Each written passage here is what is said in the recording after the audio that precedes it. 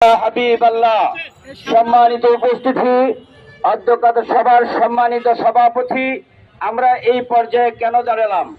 আমাদের একজন ভাইকে যেমনি ভাবে অন্যায়ভাবে মব জাস্টিসের মাধ্যমে হত্যা করা হলো, শহীদ করা হলো, তার প্রতিবাদে আমাদের দুর্বার আন্দোলন গড়ে তুলতে হবে।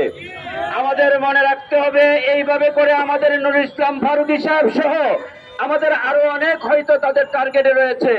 এইখান থেকে যদি আমরা উত্তোলন না করতে পারি তাহলে আমরা ভুল পথে পরিচালিত হব।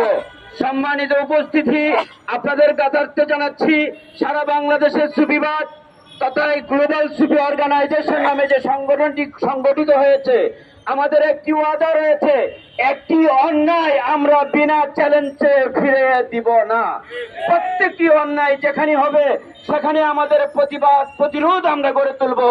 আপনাদের সর্বক্ষণ আমাদের পাশে পাবো, আমরা আপনাদের সাথে থাকবো, এই ওয়াদা করে আমার বক্তব্য শেষ করছি। আসসালামু আলাইকুম ওয়া রাহমাতুল্লাহ।